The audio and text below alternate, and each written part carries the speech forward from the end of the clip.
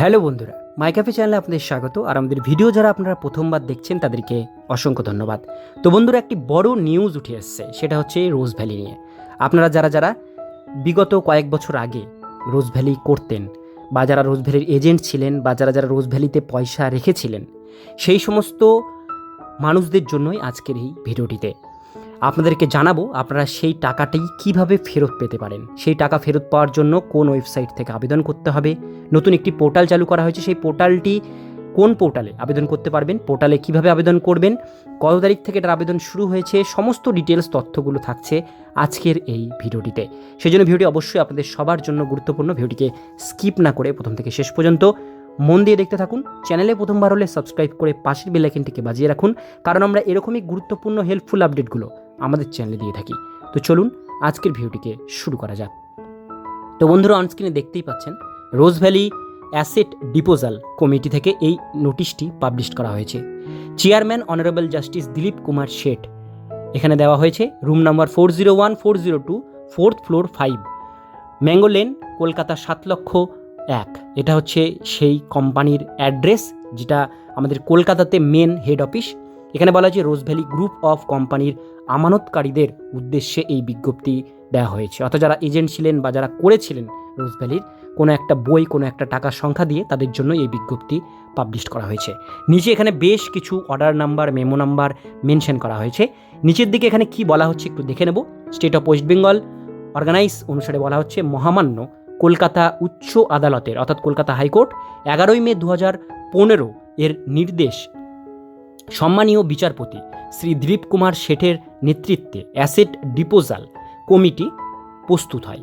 রোজ ভ্যালির আমানতকারীদের অর্থ ফেরতের দাবির আবেদন আমন্ত্রণে এবং অন্যান্য প্রাসঙ্গিক প্রয়োজনীয় তথ্য পরিবেশনের জন্য মহামান্য কলকাতা উচ্চ আদালত 21 সেপ্টেম্বর 2023 একটি ওয়েবসাইট প্রস্তুত করার সুনির্দিষ্ট নির্দেশ দেন।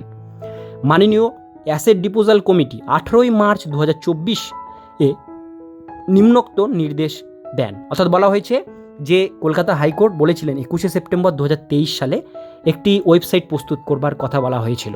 এটা 11 মে 2015 সালের ঘটনা। তো সেই ঘটনা অনুসারে 11 সেপ্টেম্বর 2023 সালে রোজ ভ্যালিকে একটি ওয়েবসাইট তৈরি করতে বলা হয়েছিল আমানতকারীদের জন্য, যারা পয়সা রেখেছিলেন বা যারা এজেন্ট তাদের জন্য।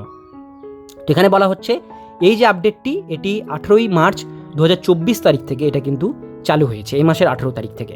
এখানে বলা হচ্ছে অ্যাসেট ডিপোজাল কমিটির ওয়েবসাইট www.rosevalleyadc.com, এই যে ওয়েবসাইট দেখতে পাচ্ছেন, এই ওয়েবসাইটের মাধ্যমে আপনাদের কিন্তু আবেদন করতে হবে। ওয়েবসাইট উপস্থাপিত হয় এই ওয়েবসাইটটি, নতুন একটি ওয়েবসাইট। উক্ত ওয়েবসাইটে আমানতকারীদের অর্থ ফেরতের আবেদন দাখিল করা অনুরোধ করা হচ্ছে। অর্থাৎ যারা পয়সা রেখেছিলেন বা যারা এজেন্ট, তাদের কিন্তু এই ওয়েবসাইটের মাধ্যমে আবেদন করবার জন্য বলা হচ্ছে। আবেদন দাখিল করার পদ্ধতি উক্ত ওয়েবসাইটে দেওয়া রয়েছে। সকলকে সেই আবেদন পদ্ধতি অনুসরণ করার অনুরোধ করা হচ্ছে।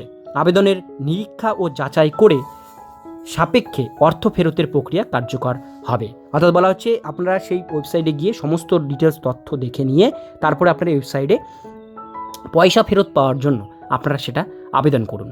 আবেদন করবার জন্য আপনাদের কাছে সেই দলিল বা নথিপত্র যেগুলো আছে রোজ ভ্যালি, সেগুলো দিয়ে আপনাদের কিন্তু এটা আবেদন করতে হবে। এই যে নোটিশটি, এটা কিন্তু 24 মার্চ 2024 কলকাতা থেকে এটা পাবলিশড হয়েছে। তো বিশেষ একটা বিজ্ঞপ্তি যেটা আপনাদের সঙ্গে শেয়ার করলাম। যারা এরকম করে রেখেছেন 15 সালে বা তার আগে রোজ ভ্যালিতে, তারা অবশ্যই কিন্তু এই আপডেটটি অনুসারে আপনারা সেটা যাচাই করে আবেদন করুন। আপনারা যদি আবেদন পদ্ধতির কোনো ভিডিও দেখতে চান, অবশ্যই কমেন্টে জানান। যত বেশি কমেন্ট পড়বে তার উপরে আমরা একটা আবেদন পদ্ধতির ভিডিও আপনাদের সঙ্গে শেয়ার করব। আজকের ভিডিও দেখুন পর্যন্তই। ভিডিওটি কেমন লাগলো কমেন্টে জানাবেন। ভালো লাগলে লাইক করবেন, চ্যানেলে প্রথমবার হলে সাবস্ক্রাইব করে পাশের বেল আইকনটিকে বাজিয়ে রাখবেন, কারণ আমরা এরকমই গুরুত্বপূর্ণ হেল্পফুল আপডেটগুলো আমাদের চ্যানেলে দিয়ে থাকি।